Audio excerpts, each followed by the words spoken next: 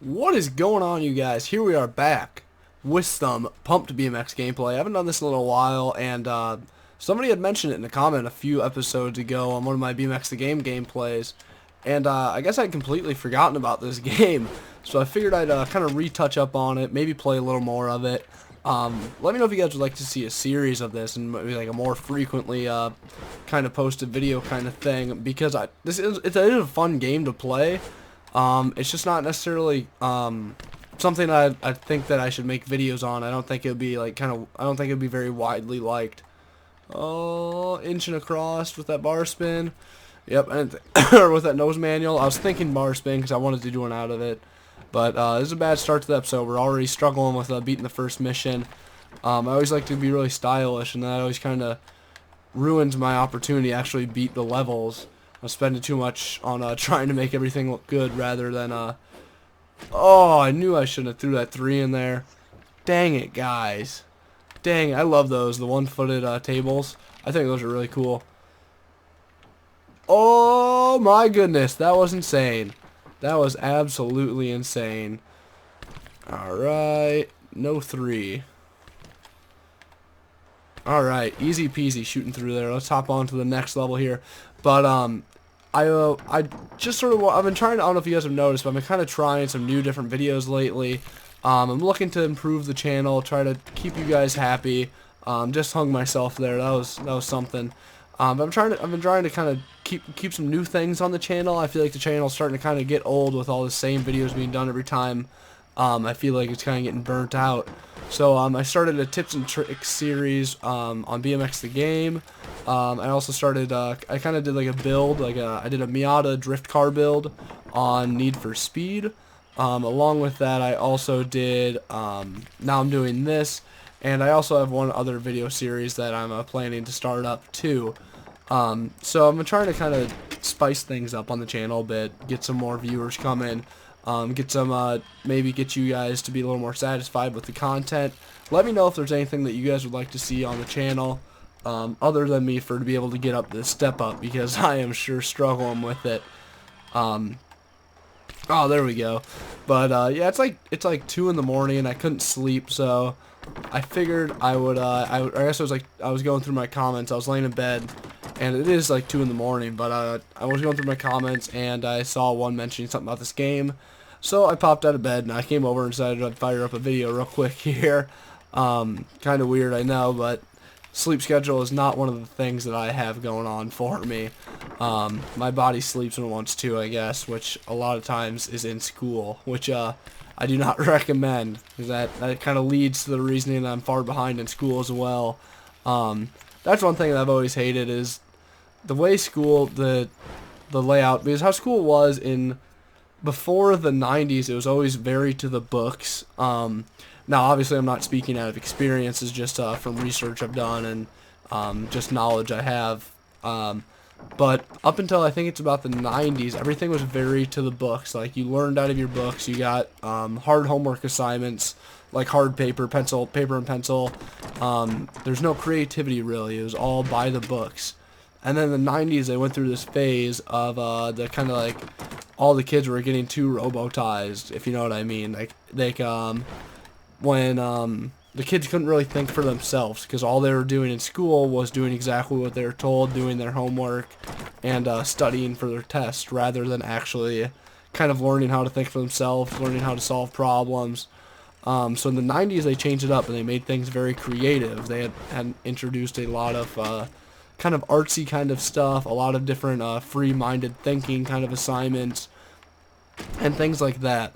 And now with Obama's No Child Left Behind Act, or whatever that is, it had kind of, it's bringing things back to how it was before the 90s. We're switching back to an old style that didn't work before, but some reason we brought it back like it was going to work again. That's one thing that's kind of irritated me with that whole No Child Left Behind. It's kind of like they just eliminated all the process that we've made in advancing the education system. It seems like they just sort of jumped back the past 20 years, and we just wasted all of that research and time and effort that we've put into the education system and bettering it. So that's one thing that kind of irritates me with the education system. Now, keep in mind that I am no A student. As you guys can probably imagine, with being a BMXer, there's always been the bad rep of kind of being the bad kid, or the punk, or whatever, you know. That's how it's always been for the BMXers, the skater kids, not so much scooter kids, but that's always how it's been for the extreme sports, snowboarders, surfers. So as you can imagine, I'm not the best at school the way it is, but by no means would I consider myself a stupid kid. We have to do tests that the whole state does, and it puts you in a certain percentile with the rest of the state, and the higher percentile, the better. The best you can get is a 99, which means you're in the, like, out of 100% of the people in the state, you are within the 1% of the smartest, and the 99% of the people in the state are, well, dumber than you. And I for my reading test, I usually place in mid 90 percentiles, and then for the rest of my tests, I place in 70s or 80s. So by no means am I necessarily stupid or even uneducated. Maybe I can't really find the perfect word I'm looking for here, but I still do not get good grades. I don't really get much out of school. Honest to God, about all I've learned out of high school is different life lessons, like, I can't think of any off the hand per se, but like don't lose all your friends over one boyfriend or girlfriend, like stuff like that, like just sort of different life lessons. Don't buy a really nice car for one of your first cars. Don't have car payments in high school, things like that. But to honest to God, I can't think of anything that I've learned in high school and carried with me. If you sat me down and told me to do a math problem that I did in freshman year, I probably wouldn't be able to do it. If you asked me a question about my government class from freshman year, I wouldn't be able to answer it. You know, things like that, or geography. I don't know if it's just me. I guess I haven't put a ton into school, so that might be why I haven't gotten much out of it. Because school is a lot of what you put into it, you get out of it. If you don't study, if you don't do your homework, then you probably aren't going to get good grades, you probably aren't going to learn much. But that's just with my experience, is that I haven't learned much from school personally. Now, that's not how it is for everyone. Some people do get along in school, they go straight A's, and they actually do learn. And then there's the others that just know how to study. They can cram all this knowledge in their head the week before a test, but then they don't get anything out of it. They never ask why.